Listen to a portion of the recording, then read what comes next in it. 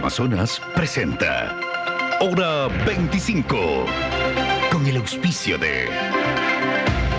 Prepárate con una visión global del mundo gerencial. Intégrate a la red de Thunderbird School of Global Management y cursa tu último año de carrera en uno de los innovadores campus de ASU. Postula ahora. El partido más importante. El que jugamos en pro del planeta. Te necesitamos en la defensa. Todavía podemos ganar. Porque si no lo hacemos, no habrá un mañana. No habrá otro partido. Produbanco. Estudia medicina en la mejor y más grande universidad del Ecuador. Uniandes.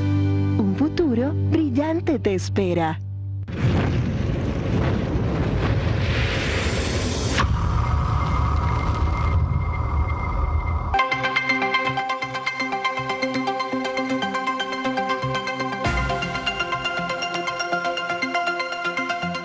Buenas noches, saludos cordiales, gracias por acompañarnos. Este es el programa Hora 25. La semana que termina ha sido trágica por la violencia, criminalidad e inseguridad. El magnicidio contra el alcalde de Manta, Agustín Intriago, la violencia en varias zonas de Guayaquil, la muerte y enfrentamientos en las cárceles del país, los hechos crueles también en Esmeraldas. La campaña electoral ha tenido una breve tregua. La violencia, criminalidad y terror que vive el Ecuador tiene algunas explicaciones. Algo hicimos mal, sin duda, en el pasado para llegar a este punto. Por decisiones en tiempos pretéritos vivimos lo de hoy. Los procesos sociales, como ustedes comprenderán, no se dan espontáneamente o por brotes fortuitos o casuales. Vamos a tratar este tema con nuestros invitados esta noche. Agradezco la participación de Mónica Almeida. Ella es periodista de larga trayectoria, estuvo en el diario El Universo muchos años. Investigadora, estuvo a cargo de investigaciones como Panama y Pandora Papers y es coautora de 3 libros. Saludo también al colega periodista Juan Carlos Calderón, periodista de investigación y director de Plan B. Nos acompaña Arturo Torres, director del portal Código Vidrio. Gracias entonces a nuestros panelistas, gracias a la audiencia. Aquí empezamos. Belén, buenas noches.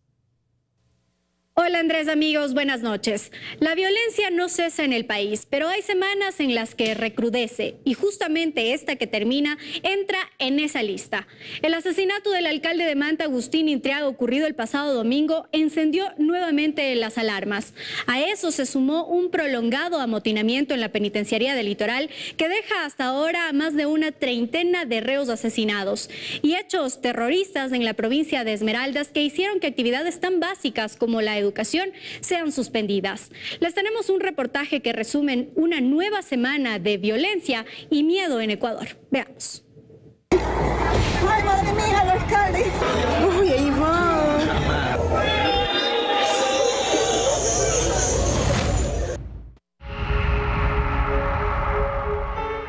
Así quedó la camioneta en la que se movilizaba el alcalde de Manta, Agustín Intriago, luego de recibir varios disparos el pasado domingo. Él realizaba un recorrido para verificar obras en el barrio 15 de septiembre cuando las balas se apoderaron del lugar. ¡Dispararon al alcalde! ¡Dispararon al alcalde! Fue trasladado a una casa de salud y mientras esperaban que lo llevaran a una clínica en Guayaquil, falleció. Este hecho volvió a poner a la inseguridad como tema central en el país. Un día antes, ya se había alertado de un amotinamiento en la penitenciaría del Litoral. Los reos y quienes viven cerca de ese centro penitenciario denunciaban que la balacera al interior solo cesaba por momentos. El domingo la situación se intensificó, pero fue apenas el martes cuando policía y fuerzas armadas, un total de 2.700, entraron al centro penitenciario. Al interior, más de una treintena de reos asesinados, armas escondidas en las paredes, fusiles, lanzagranadas, miles de municiones. En realidad, un completo arsenal. Al mismo tiempo, en otras 13 prisiones del país se registraba una huelga de hambre. Los reos aducían solidaridad con lo que ocurría en la penitenciaría del Litoral. En medio de la protesta, 137 agentes carcelarios fueron retenidos. La violencia no se quedó entre los muros de las cárceles. El martes fue un día de terror para la provincia de Esmeraldas. Acá en la parada 10, en la Plinio Palomino, se quemaron un taxi. Ahorita mataron una balacera aquí en Tonchihue.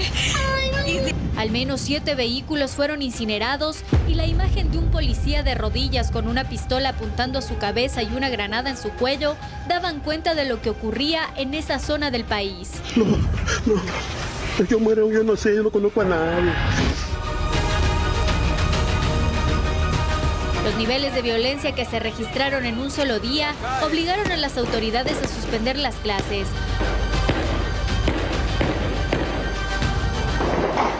Aquí encerrados en la escuela de los niños, por la balacera que hay ahorita.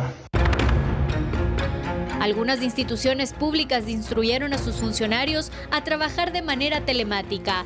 Los comercios cerraron sus puertas y la ciudad capital parecía un lugar fantasma, pues casi todos prefirieron encerrarse en sus viviendas. Pese a que las autoridades han dicho que hay detenidos por todos estos hechos y que se ha logrado retomar el control, la zozobra se mantiene en la ciudadanía y persiste el temor de que en pocos días o semanas las cosas vuelvan a salirse de control. ¿Qué pasa en Ecuador? ¿Los hechos ocurridos esta semana que termina son aislados? ¿O la amplia coordinación de los grupos delictivos ha superado la capacidad de inteligencia y respuesta del Estado? Belén ha puesto ya las preguntas para iniciar el diálogo con nuestros panelistas. Voy a dar la palabra a Arturo Torres. Esta ha sido una semana especialmente trágica, dolorosa, después de un periodo largo. ¿Qué hicimos mal, Arturo? ¿Qué es lo que ha ocurrido en el pasado para llegar a este punto? Buenas noches. Buenas noches, Andrés. Un gusto compartir con Juan Carlos, con Mónica. Creo que es importante tener en cuenta que vivimos un producto de cuestiones de un contexto internacional y también decisiones que se tomaron al interior frente a esos elementos externos. En el tema externo, obviamente había desde el año 2000 una penetración que empezó clara del cartel de Sinaloa, ¿sí? En el año 2003, 2004, cuando hay una captura de César Fernández, que nos da la primera alerta de que el cartel Sinaloa ya estaba entrando en el país a través de las avionetas, ¿no? Es como un primer síntoma. Y de la mano las FARC, que trabajaban ya, empezaron a agruparse con el cartel de Sinaloa. Ahora, pero los carteles internacionales han estado presentes en la región. Probablemente estaban presentes aquí, Arturo.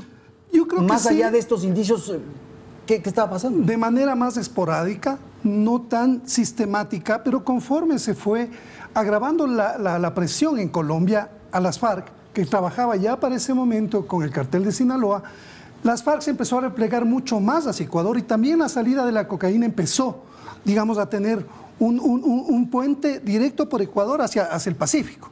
Entonces, me parece que es importante ese momento. ¿Por qué? Porque también las FARC empiezan a tratar de tener contactos desde hace algunos años antes con líderes políticos. Ellos siempre necesitaban ese estatus, ¿no es cierto? Un reconocimiento con los que eran candidatos o con los que luego llegaban a ser presidentes. Entonces, pero para ese momento las FARC ya se contaminan y empiezan a trabajar directamente con el narcotráfico, y ahí es que tenemos los primeros indicios de que logran contactar a gente de Rafael Correa, del gobierno de la Revolución Ciudadana, que estaba buscando fondos para ganarle a Noboa. Había una campaña, recordarás, desigual. El que ganó la primera vuelta era Noboa, y había una desesperación por llegar a la segunda vuelta, y ahí empezaron a llegar muchísimos donantes fantasmas, declarado por la misma gente de Rafael Correa. Es decir, el hermano Fabricio Correa, él estaba recogiendo donaciones por todos lados, y ahí, entre estos documentos, también hay, por ejemplo, los faltantes o como en las cuentas de campaña se identifican $700,000 de donantes fantasmas. Luego vienen los datos de las FARC admitiendo que habían dado donaciones a la campaña de la Revolución Ciudadana, y luego vemos lo que pasa. Ok, hagamos una pausa ahí, Arturo, para escuchar a Juan Carlos. Juan Carlos, ¿y qué rol en esta cronología, de alguna manera, de contaminación que vive el Ecuador tiene Rasquiña, por favor? Bueno, es un líder de los choneros, ¿no es cierto?, que en su momento se consolida como tal, precisamente en la década, a inicios de la década del 2010, sería seguramente, ¿no es cierto?, pero luego es detenido. En 2013 es detenido y ahí él se consolida como el líder de los choneros y el líder de las cárceles. Y él tiene un control de las cárceles y de buena parte del manejo de la droga. Por eso hay paz, digamos. Por eso hay una paz ficticia, un statu quo ficticio de paz en las cárceles del Ecuador en ese momento, que se rompe después, digamos, ya es un momento distinto, pero se rompe en la consolidación de los choneros como el grupo que se unifica y se constituye como la sucursal, digamos, del cartel de Sinaloa, básicamente, en el Ecuador. ¿Haciendo qué? Seguridad, logística, cuidando los senderos o las vías que se llaman de las rutas de la droga, etcétera, etcétera, y a la par se van consolidando también capos ecuatorianos, ¿no es cierto?, en esa época. Cuando muere Rasquiña, ¿qué pasa? Implosiona. O sea, implosiona todo este proceso. Pero digamos, son grupos, no olvidemos, estos, Rasquiña y compañía, y ahora Fito y todos los demás, son grupos de delincuencia organizada, vinculados al crimen transnacional, vinculados al narcotráfico, ¿no? Muy distintas son estas bandas pequeñas que pueden ser por cientos o miles, que se organizan para robar celulares o para robar partes de vehículos. Estas están vinculadas, pero esta relación con el crimen internacional, con el narcotráfico, se da a través de estos grandes grupos de delincuencia organizada. No olvidemos que en esa época, también en la década, ¿no es cierto?, 2008, 2018, básicamente 2017, se consolidan los llamados grandes capos ecuatorianos. Surge, ¿no? Alias Gerald. Claro. Considerado el Pablo Escobar ecuatoriano. ¿Cuándo aparece alias? ¿En qué momento empieza su gran tráfico? Más de 200 toneladas de droga entradas a Estados Unidos con las lanchas rápidas. En esa misma época. O el Gato Farfán, considerado uno de los más grandes capos de narcotráfico del mundo por los gobiernos de Estados Unidos y la Unión Europea. Ok, Juan Carlos. En esa época. Vamos, Mónica. Y claro, lo que refieren nuestros colegas es esto que estaba surgiendo y que de alguna manera se expresa ya públicamente, ¿no? Entonces, ¿qué pasaba en el Ecuador? La institucionalidad. Este era un país que les permitía a estos grupos operar fácilmente. Exacto, justamente creo que de la conclusión de lo que han hablado Arturo y Juan Carlos, es precisamente en ese momento que Ecuador llega con el gobierno de la Revolución Ciudadana, se hace la Constitución de Montecristi y se remueve toda la institucionalidad del país. Se remueve toda la institucionalidad. Eso fue una cosa planificada para, digamos, centralizar el poder en el Ejecutivo. Las cosas no planificadas fueron angostura. Se le salió un poco. Claro, pero que eso, ¿qué fue lo que provocó? El debilitamiento de los sistemas de inteligencia. ¿Por qué? Porque el presidente se dio cuenta que no controlaba todo y que entonces era necesario desmantelar esa inteligencia que estaba en manos de los militares para tener un control político de esa inteligencia. Y luego, ¿qué vino? El 30S. El 30S terminó un poco, o sea, no terminó, pero sí debilitó muchísimo a la policía. Nunca ha sido una institución prístina y santa, pero yo creo que a partir de eso acordémonos de todos los procesos que se iniciaron contra los policías. Entonces, todo eso, ¿qué es lo que hizo? Más que el país se quedó sin radares y en lugar de comprar unos aviones de interceptación para las avionetas que entraban ilegalmente al país, se compraron unos helicópteros Druf que se fueron cayendo. Y cuando una avioneta, ¿se acuerdan la avioneta que se estrelló y que salieron volando los billetes? Sí, sí, claro. Claro, cuando se le preguntó al comandante de la FAE que por qué esa avioneta, narcoavioneta se había estrellado y que la FAE no sabía de su existencia, dijo que eso era la aviación civil, que eso no era problema de ellos. Entonces después tuvo que rectificar y decir que no, pues que los militares, las Fuerzas Armadas sí están a cargo del control del espacio aéreo. Estaban muy débiles las Fuerzas Armadas, débil la policía, la institucionalidad de inteligencia también muy frágil. Y súmale a eso una fiscalía y el sistema de una justicia. función judicial al servicio de un control político. Arturo. Sí, me parecen dos puntos muy importantes que acaban de mencionar Juan Carlos y Mónica. Empiezo por el de Juan Carlos. Los grandes capos se hacen en esa época. Esa es la década se van fraguando donde silenciosamente van creciendo. El pacto del silencio. correlato directo con el pacto del silencio. Eso no sé qué es el pacto del silencio. El no serles nada, el no tocarles. Transar, mantener una buena relación. No se les tocó. No te tocamos, déjanos a nosotros en paz. Doy un caso concreto. Telmo Castro. Desde el 2009 ya se le identifica, y el mismo Chapo Guzmán en sus declaraciones dice que él era su principal representante en Ecuador, el capitán de inteligencia Telmo Castro. Se lo detiene y nunca se investiga la estructura. ¿Por qué no se investigaron todas sus conexiones con generales, con coroneles, con capitanes? ¿Por qué el gobierno de la Revolución Ciudadana, que nos dijo que reinventó la inteligencia y la seguridad, fue incapaz de seguir la organización que estaba detrás de Telmo Castro cuando ya había información de Estados Unidos que él servía al cartel de Sinaloa? Hay un correlato directo entre lo que se dejó de hacer y cómo estos capos fueron creciendo. O sea, se les dejó y nunca se investigaron las relaciones y las estructuras. Ahora, ¿se podría pensar, Mónica, que estos grupos, estas mafias, estos carteles son muy poderosos, tienen muchísimo dinero, y podría ocurrir eso con el gobierno de Correa o con cualquier otro gobierno? Sí, pues. O el gobierno de Correa facilitaba mucho. Yo creo que sí hubo una cierta permisividad.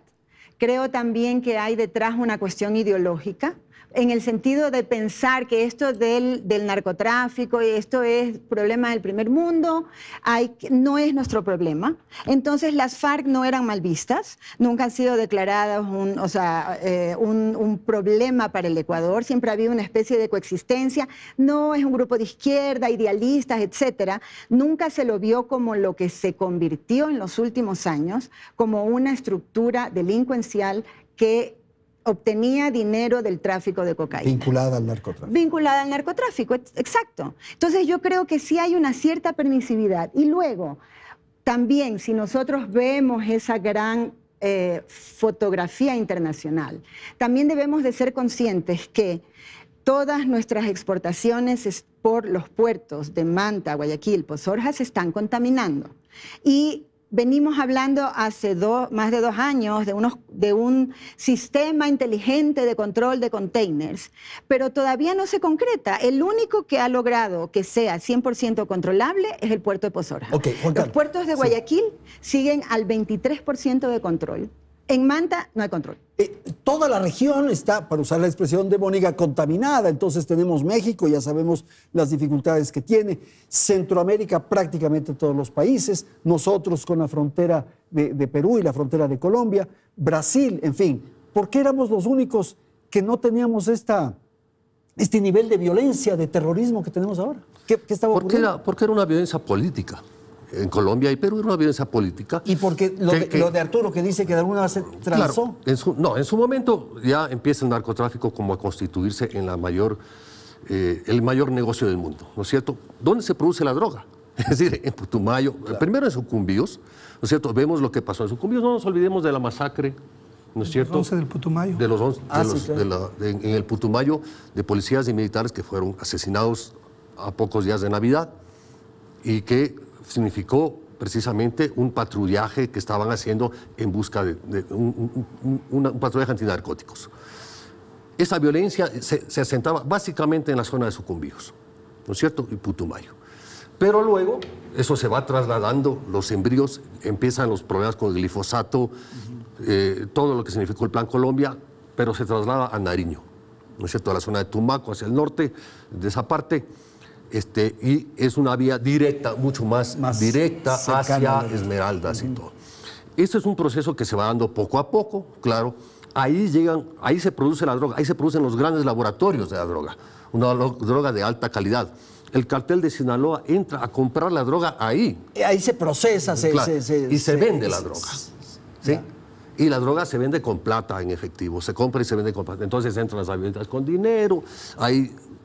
Pero yo creo que sí hay un componente político, que las FARC necesitaban que Ecuador sea una zona de descanso para venir a operarse, como ha descrito Arturo en su libro, o sea, tener, digamos, una cierta tranquilidad, aparecer, sus voceros daban ruedas de prensa en el Congreso, ¿se acuerdan? Entonces era una zona de amortiguamiento y por eso es que no vivíamos nosotros muy de cerca esta violencia.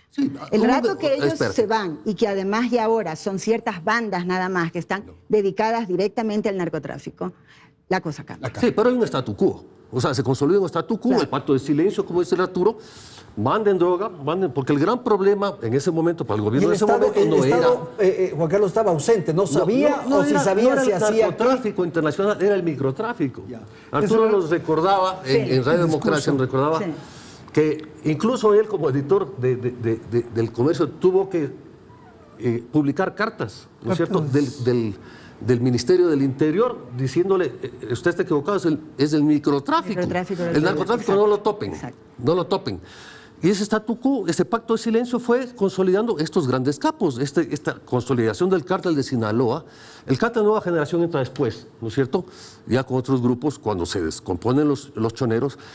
Pero ese statu quo se rompe en enero del 2018, esencialmente con el bombazo al cuartel de San Lorenzo y el posterior secuestro y ejecución de los compañeros periodistas. Hasta ahí. ¿Y eso coincide con qué? Con el cambio de gobierno, pues. Ya estaba Moreno. Con el cambio de gobierno. Alias Llera les capturaron en el Bélgica. Alias Llera les capturaron en el 2017. El cambio de gobierno. Mientras tanto, no fue tocado. Y yo quería sumar un elemento que me parece que es vital. La ciudadanía universal.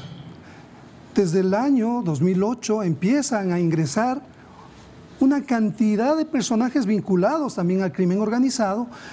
En el 2008 fue tal la llegada de gente, incluidos los albaneses, evidentemente que en el 2009 se reporta el primer ingreso del gran capo, de uno de los primeros grandes capos que se queda aquí como empresario.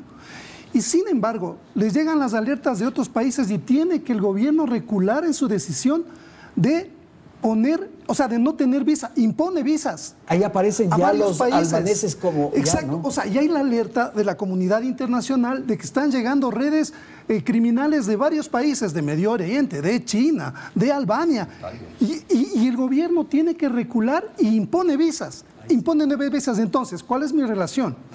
Que si ya tenían la alerta, ¿por qué no empezaron a investigar las estructuras? ¿Por qué no investigaron las estructuras? Es una pregunta que yo me hago. Si ya tenías los datos, sabías que Ecuador estaba siendo utilizado como un sitio de paso de organizaciones criminales y otros que se quedaban en el país, ¿qué pasó con esa investigación? Ahí dejemos entonces la pregunta para ir al corte y enseguida presentar nuestro segundo segmento de Hora 25. En un instante con ustedes.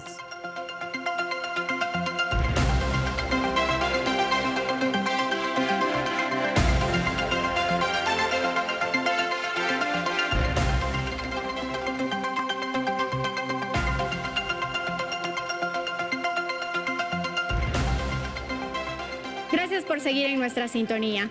En el primer semestre de este año, Ecuador registra 3.513 asesinatos, lo que significa un incremento del 58% si lo comparamos con el mismo periodo de 2022. En 2022, la tasa de homicidios, que es con la que se mide el nivel de violencia de los países, alcanzó los 26 por cada 100.000 habitantes y en la actualidad se ubica en 20 con tendencia a crecer, por lo que se estima que a final del año, si las cosas no cambian, el país cierre con la tasa de homicidios de 40 por cada 100.000 habitantes, convirtiéndose así en uno de los más violentos de la región. Ante los últimos acontecimientos, el presidente Guillermo Lasso decretó un nuevo estado de excepción, esta vez en las provincias de Manabí, Los Ríos y también en el cantón Durán de la provincia del Guayas. ¿Pero qué pasa en esos lugares específicamente? Revisémoslo ahora en cifras. Manabí es la provincia costera que se ha convertido en un sitio clave para el tráfico de drogas. Allí los homicidios incrementaron en 106% con relación al 2022. En lo que va de este año se registran 466 homicidios y en el mismo periodo de 2022 fueron 226. En la provincia de Los Ríos la situación es aún peor, pues los homicidios se incrementaron en un 131%. En 2023 ya van 471 asesinatos y en 2022 se contabilizaron 204. Y en el cantón Durán el incremento es de 55%. En este año son 121 asesinatos y en 2022 78. Según las autoridades, la mayor parte de los casos están relacionados con violencia criminal. Aseguran que se trata de guerra entre bandas, de pelea por territorios, pero entre las cifras que les presentamos hay víctimas colaterales. A esta hora se suman víctimas del entorno político también. ¿Qué es lo que está pasando en Ecuador y cuáles son los planes a corto, mediano y largo plazo que permitirán frenar esta realidad? Es lo que está pasando ahora mismo en el Ecuador, tal como ha señalado Belén. Se trata del país o uno de los países más violentos de la región.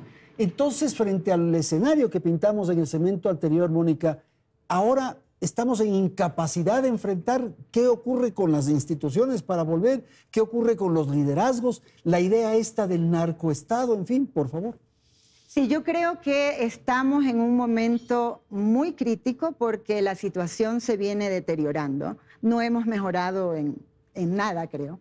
Entonces, lo que sí pienso es que debemos tener tratar de encontrar una solución desde varios frentes. Yo creo que aquí no es solamente el gobierno, que por un lado trata de darle cierto más dinero a la policía, etcétera, pero es una policía que no se autorregula. Y por otro lado tienes a un sistema de justicia que cuando los policías son separados de la institución porque han sido, digamos, encontrados infraganti, etcétera, resulta que los jueces los vuelven a reincorporar a la institución. Entonces yo creo que, o sea, como la corrupción ha permeado todas las instituciones, yo creo que hay que encontrar verdaderamente una solución global y atacar distintas partes del problema con tecnología. Bueno, o sea, sabemos que ahora hay inteligencia artificial, análisis de datos que te pueden... La CENAIN antes rastreaba conversaciones, rastreaba hasta te sacaba en la manifestación con la foto, ¿no? Este está manifestando, etcétera. Entonces yo creo que hay que retomar un poco ese valor de la inteligencia estratégica contra el crimen organizado. Ahora, lo que pasa, Mónica, es que estos grupos son tan poderosos, tienen tantos recursos que están por encima de los estados. Y hay lugares, hay áreas, zonas del Ecuador en donde el Estado no está presente. Sí, pero siempre yo creo que hay que seguir al dinero. Ese es el punto. El dinero siempre deja rastro, es como dicen, saber... o sea, ni la tos ni el dinero se pueden esconder. Sí. Entonces, lo que no sabemos, o sea, creo que la UAFE debe tener una participación más activa para saber cómo se está moviendo el dinero, primero. Segundo, debemos tener una Policía Nacional más activa también. La policía en su sitio web debería informar más, debería dar una línea para que la gente denuncie extorsiones, para conocer quiénes son los policías que han estado implicados en casos de corrupción. Igual con los militares. O sea, lo que sucede ahora con estos marinos que fueron encontrados infraganti. Ya, si la prensa no lo sigue, nunca más sabremos de los señores, ni qué pasó, ni nada. Ok, Juan Carlos. ¿Qué pasa ahora? ¿Qué es lo que está ocurriendo? Hay una convivencia también con el delito, ¿no te parece? O sea, el Estado se ha replegado de ciertas áreas. Sí, en el segmento anterior hablamos precisamente de por qué llegamos a donde estamos, pero yo creo que no están lejos de culpa tanto los gobiernos de Moreno como los de Lasso. Esencialmente este gobierno. Porque teníamos la tasa más baja, ¿no es cierto? Una de las tasas más bajas también de violencia. Esta era una isla de paz. Sabíamos que era una paz ficticia, sabíamos que era un pacto de silencio, que la paz se sostenía básicamente en decir, no, tú me pacificas, no me matas gente, y yo te dejo traficar o hacer lo que quieras. Que eso han hecho varios gobiernos en la región. Que hoy se discute mucho sobre el pacto, todo el mundo se lava las manos y se quiere zafar del pacto, ¿no es cierto? Arauz, el candidato de la vicepresidencia Arauz, se equivoca y dice, vamos a sentarnos con los 10 más seguidos. Es un lapsus. Los 10 más buscados. Los 10 más buscados. Por cada provincia. Es un gazapo, no sé qué, ¿no es cierto? Pero enseguida aparece el otro pacto de Fito hablando que va a ser un pacto con un policía al lado. ¿Cómo se explica eso? Con un policía al lado. De prensa en la cárcel. Y luego aparece otro en Esmeraldas con una autoridad de las cárceles al lado. Eso no se entiende. Y entonces no se explica, porque el gobierno no lo ha explicado. ¿no es cierto? Solamente apareció el presidente a decir... Además es el lenguaje corporal. Yo no sé si ustedes en el video... O sea, el policía está firme así. Haciendo no estará esposado. No es un video en que bueno, está obviamente con el rostro cubierto, pero uno parecería que verdaderamente está de guardián y no se lo siente incómodo ahí. O sea, quizás presa del miedo. Ahora, qué sé yo, pero solamente una cosa que te interrumpo. No puede ser que las bandas criminales controlen las cárceles. No puede ser. No puede ser. Yo creo que siempre las han controlado. O sea, yo creo que siempre las han controlado. El problema ahí es que se dispara la violencia criminal. Empieza por las masacres en las cárceles. La primera gran masacre, gobierno de Lenín Moreno, y las otras siguientes, más de 500 asesinatos.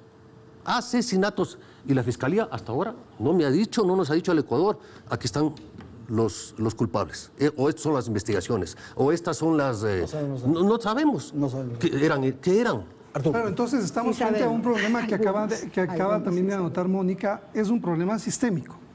O sea, llegan los gobiernos de Moreno y llega el gobierno de Lasso, ven que hay un problema de corrupción institucionalizada en diferentes campos. Lo de las cárceles ocurre en otras áreas también. La minería es patético. ¿Y por qué no pueden entrar? Porque hay eslabones que sirven a varios gobiernos que se quedaron y se enraizaron y son operadores que se van moviendo con todos los gobiernos y luego, convenientemente, los dos últimos gobiernos saben que hay corrupción en la cárcel. ¿Por qué no pueden poner inhibidores?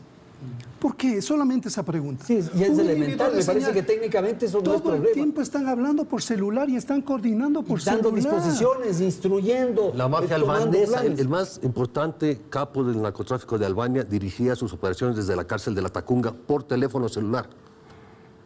Eso pasaba. Ahora, yo pongo un tema, Arturo. Sí. El gobierno señalaba, porque ahora ya no tanto, pero decía que esto obedece, este incremento de la violencia, a las acciones que lleva el régimen para decomisar droga y para impedir las exportaciones de droga. ¿Puede ser? No, creo que, o sea, en parte puede ser cierto, pero la responsabilidad sobre cómo enfrentar una oleada, una escalada delincuencial tiene que ver también con el tema preventivo y saber qué es lo que va a pasar, pues el escenario frente a una acción concreta. Si vas a golpear al crimen organizado, a unas bandas, vas a saber que eso va a tener una repercusión. Pero volviendo, solamente quería apuntar un problema que es permanente. Los servicios de inteligencia, la ex Senaína, hoy CIES, los gobiernos de turno lo han visto como una caja chica. Eso también ha pasado. O sea, hay gente que es preparada en el CIES, digamos, y sin embargo entran los políticos, ¿no es cierto?, muchas veces a ver eso, y eso pasó en el gobierno de Lenín Moreno. ¿Y el concepto de caja chica en qué sentido es? En que aprovechas el tema de que nadie te audita los gastos como secretos, son dineros que no se declaran. Entonces, no te olvides, Andrés, que la plata que en el gobierno anterior, en el gobierno de la Revolución Ciudadana, se empleaba también para encuestas del partido, para gastos del partido y, claro, todo el espionaje se dirigía a operaciones políticas contra opositores, periodistas. Luego, ¿qué pasó? Para secuestrar a opositores políticos en el extranjero. O sea, Fernando Balda, Galo Lara, y en Lima también, ¿cómo es? Sí. Pareja. Claro, entonces tú tienes una contaminación y un daño grave en los sistemas de inteligencia porque además empiezan a perder confianza en los políticos. Los sistemas de inteligencia deberían ser órganos que se deban al Estado y no a los políticos de turno. Eso ya no pasa más, igual que en la policía. Se politizó y claro, este sistema de politización es que debes tener un buen padrino para llegar más lejos. ¿Dónde empezó? Pero ahora los que deben asumir las consecuencias de esto deberían ser los dos gobiernos que han pasado, los dos últimos gobiernos, y no han hecho nada absolutamente sobre ese tema, que deviene en corrupción sistemática. Y el tema de la justicia. Me parece que nosotros vamos poniendo como escenarios, porque todo está concatenado, como bien plantea Arturo. O sea, en el país no es un problema solo policial o militar o de inteligencia. Es un problema de una fiscalía diezmada, una fiscalía botagada, una UAFE que no tiene ni recursos ni gente y creo que ni la intención política de hacer un verdadero seguimiento al lavado de activos de ese país. Y luego la justicia. O sea, tienes un deterioro brutal de la justicia donde jueces, no olvidemos que cómo salió Rasquiña. ¿Con qué movidas de la justicia salió? ¿Quiénes inventaron los de la habeas corpus? ¿Compartían abogado? ¿Con quién? Con él es vicepresidente de la República. Entonces, ahí vas viendo cómo van inventando este modus operandi, con lo cual la justicia, ¿no es cierto?, se convierte en un instrumento de estas fuerzas del crimen organizado, de la corrupción, etcétera, etcétera. Estos jueces, que son intocables, además, porque controlas el Consejo de la Judicatura y no les puedes tocar. Lo que salga en la opinión pública no les importa, no pasa nada. Entonces yo creo que hay un problema muy grave en la justicia. Un país sin justicia no es un país. Entonces, la impunidad permite el florecimiento del delito, porque si no le pasa nada a él, tampoco me va a pasar nada a mí. Primero, que no se investigaban las estructuras, como dice Arturo, claro. Y segundo, porque sabían que no se les iba a investigar. No les investigaban. Y si se les investigaba, les sancionaban. Y si les sentenciaban, les sacan con habeas corpus. Claro. O sea, es decir, me parece que también es importante eso de la desconexión, ¿no es cierto? O sea, cada uno parece un mundo aparte, pero al final están conectados por abajo. Hay una conexión subterránea, ¿no es cierto? Y solo puntualizo el tema de los servicios de inteligencia, porque es importante. Porque tú puedes tener un excelente trabajo y de hecho creo que hay muy buenos organigramas, se investigan estructuras. Ellos tienen los mapas. ¿Y qué es lo que debe hacer el Centro de Inteligencia? Envía esa información a la policía y conoce la Fiscalía. ¿Y sabes lo que han hecho con esas investigaciones desde el año pasado? No han hecho absolutamente nada. Pero nada. Y las organizaciones están mapeadas. La ruta del dinero. Tienen todo, pero ¿y por qué? Ahí es donde entran estos eslabones de la corrupción. Por eso yo insisto en que se necesita una estrategia global.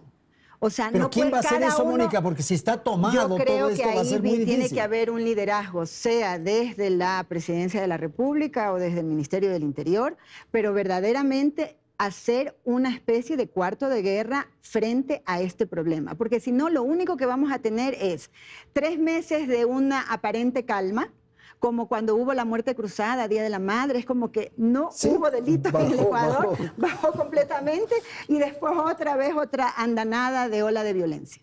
Y hay que también ver la cuestión legal. Yo estaba justo ahora leyendo lo del CUESCOP. El CUESCOP, claro, querían meter a todos hasta los militares, pero que los militares lograron peleársela y lo sacaron del CUESCOP. Pero resulta ahora que, por ejemplo, un policía comete faltas leves y tiene que cometer 3 faltas leves en un año para que le pongan el 4% de multa pecuniaria de su sueldo. Que si ganas $1.000 es $40.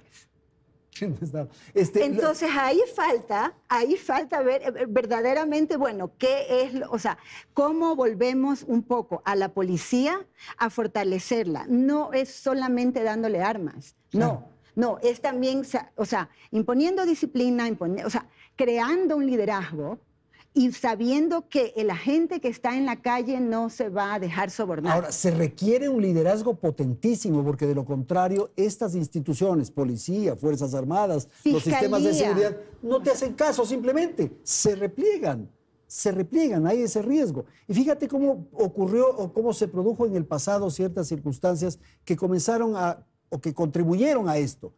Lo de la policía. Se parceló de alguna manera a la policía, dando, por ejemplo, la competencia de tránsito a los municipios. A los municipios. Ahí se perdió el control de las placas, de las unidades, de los vehículos que estaban en el delito.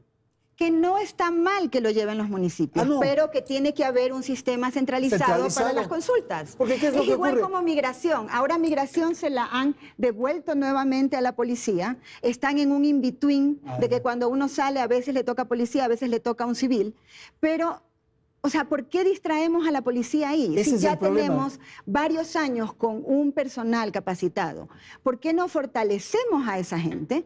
Pero al mismo tiempo todos están conectados a una base de datos para poder consultar quién sale y quién entra. Juan Carlos, el problema es que esta es una batalla muy compleja.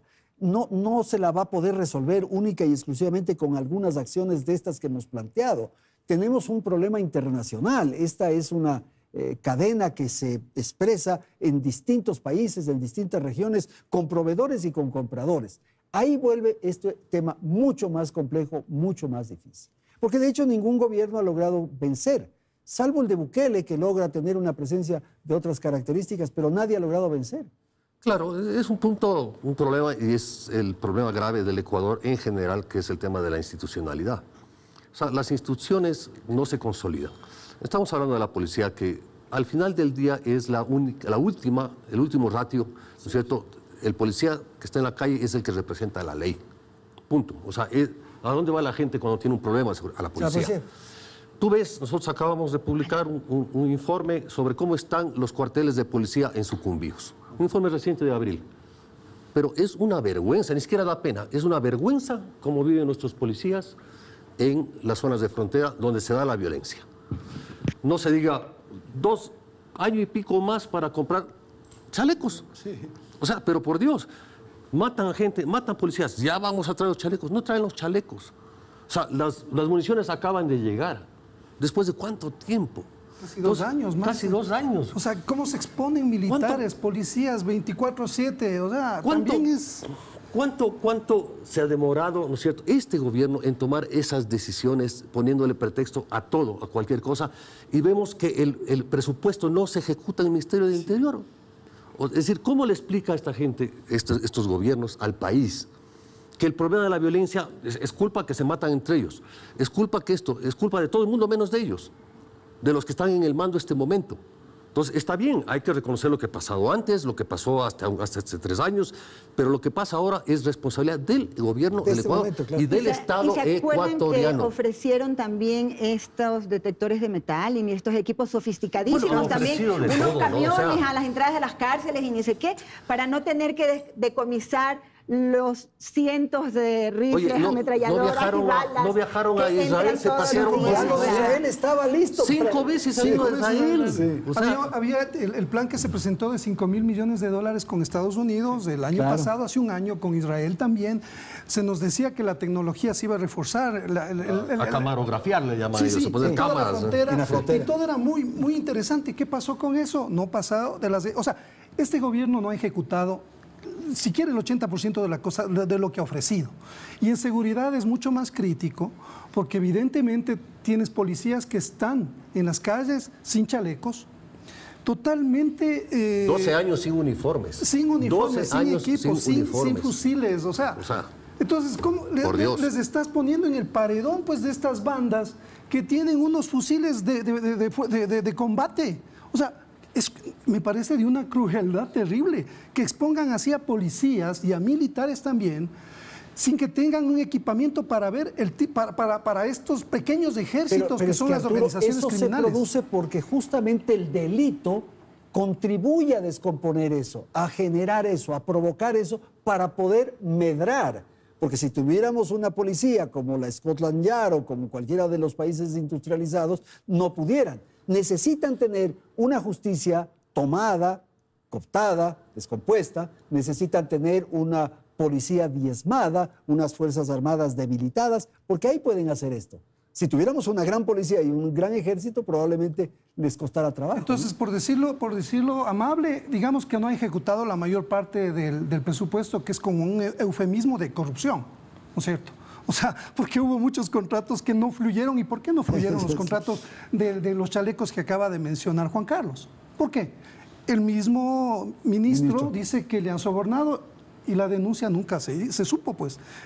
O sea, porque lo que esperamos nosotros, y lo que debe pasar es que cuando a ti te intentan sobornar como funcionario, ipso facto tienes que denunciar. Sales inmediatamente a gritar a todos los 4 vientos. Tengo que ir a la pausa, vamos a ir a la publicidad. Volvemos en un instante con el tercer segmento de Hora 25.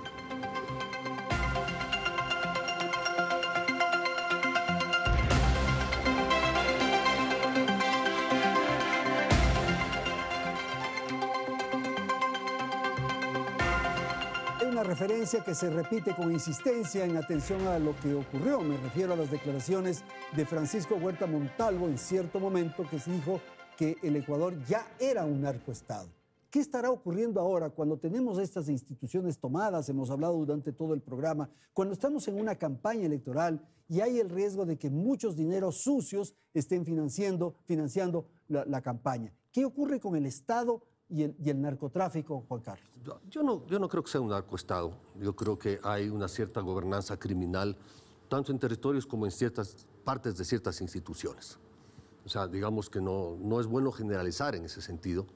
Me parece que también desde parte del Estado hay gente que está luchando contra este fenómeno. En la inteligencia, en la justicia, es decir, hay ahí una batalla muy compleja, ¿no es cierto?, que se está dando y que de alguna manera a veces por lo que vemos en las redes y todo lo que sucede en ciertos momentos parece que van perdiendo. Pero en realidad yo creo que se va aprendiendo, se capturaron, ojo, es importante. La captura del gato Farfán, quiero insistir en eso, fue muy importante. Hay una cooperación, ¿no es cierto? Colombia, Estados Unidos, Ecuador, la captura del Gerald propiamente, o Portocarrero, u otros capos que son capturados, ¿no es cierto? Leandro, etcétera. Hay un trabajo sistemático de búsqueda de inteligencia, hay una estrategia de buscar a los capos, ¿no es cierto? Y a cada capo asignarle un equipo, etcétera, etcétera. O sea, sí, hay muchos esfuerzos. Ya. Lo que yo siento es que hay un divorcio político. Hay un divorcio político que se va generando desde la máxima instancia de la presidencia de la República hacia los territorios, hacia, digamos, las zonas donde efectivamente se lucha contra el crimen. Creo que hay una policía que tiene momentos en que se motiva y se desmotiva. Es decir, le ha caído de todo. Le ha caído el caso Cáceres, ¿no es cierto? Le cayó algunas cosas. Lo de noviembre del año pasado nos olvidamos que fue una cosa mucho más fuerte, incluso en violencia, que este momento, o muy similar, donde se asesinaron policías en las UPS, etcétera, etcétera.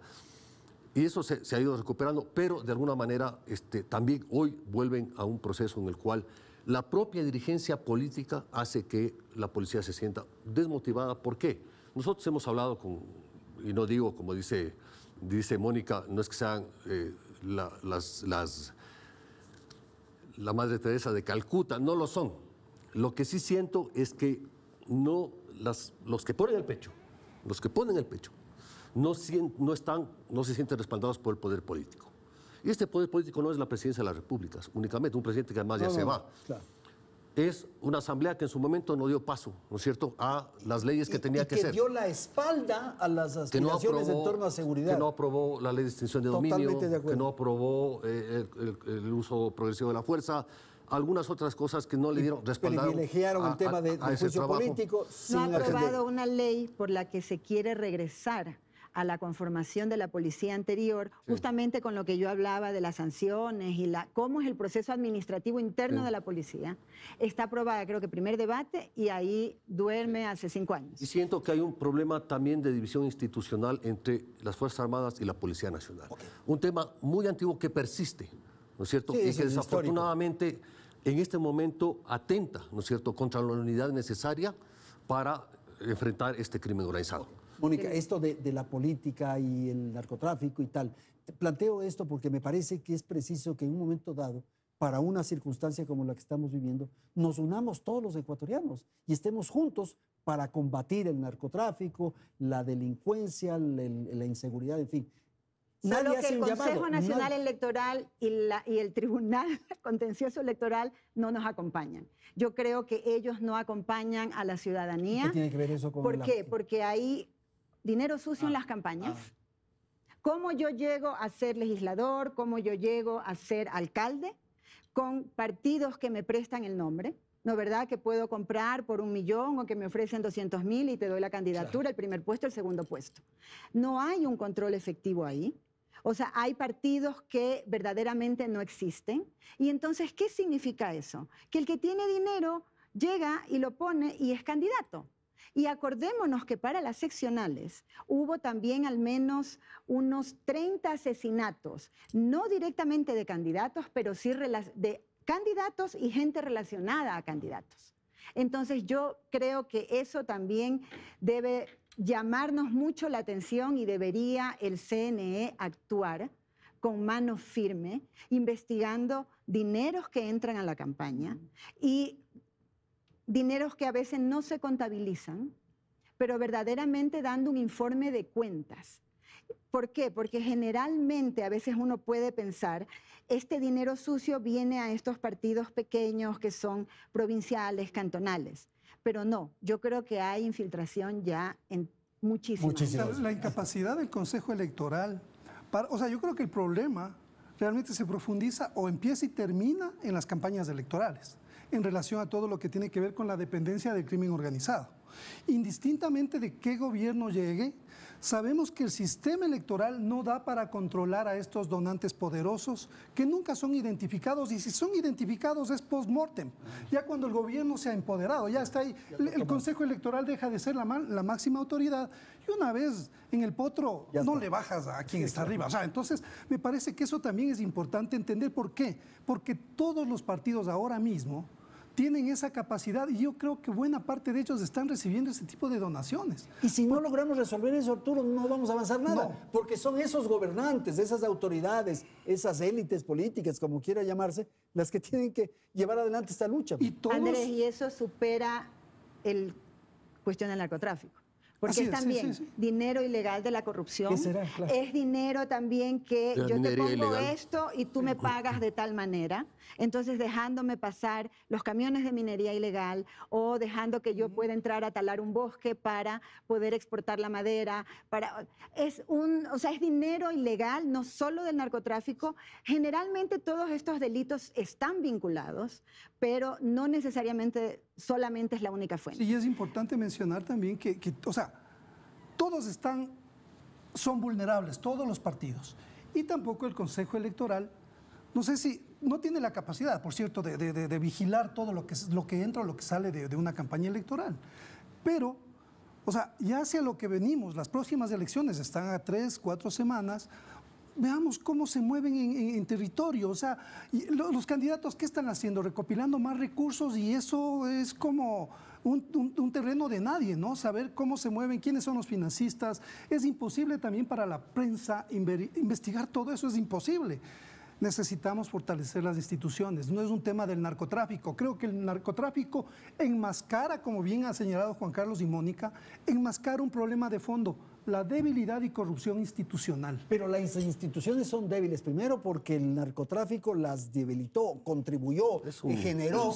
El poder político no tiene autoridad, no es capaz, no le interesa tampoco. No, Andrés, el poder político debilitó las instituciones. Sí, a eso me refiero, eso justamente. Pero no es de ahora, ya venimos, es todo un proceso. Entonces, frente a ese debilitamiento, lo que pasa es que la élite política sigue incólume. Verdaderamente no ha resuelto decir no. No podemos seguir viviendo en un país sin instituciones. ¿Qué ocurre con la población, con la ciudadanía? La economía nacional también se está beneficiando. Es probable que muchos de los dineros que están circulando en las diversas actividades provienen de esto. Entonces, también nos hacemos los locos de la mirada a otro lado. Sí, pero es un financiamiento que al final del día cuesta muy caro y cuesta la vida. No, claro. A muchas personas que efectivamente recibieron aportes don santos o de donde no saben en efectivo para ciertas actividades comerciales, y luego no pueden pagar esas deudas y son asesinados. Se conocen casos de eso. Se les da ese dinero para que laven. Se distribuye. Al poco tiempo tienen que ir devolviendo y luego esto funciona mucho, sobre todo en pequeños negocios que van apareciendo, ¿no es cierto? Florecen de pronto. Florecen de pronto. No quiero nombrar ningún sector, pero evidentemente está a ojos vista. Entonces, sí, nosotros vemos que de alguna manera la gente puede ver incapacidad del Estado, pero sobre todo el mal ejemplo de los políticos. Fíjense, cuando el presidente de la República presenta denuncias de personajes políticos vinculados al narcotráfico, los presenta en la Fiscalía.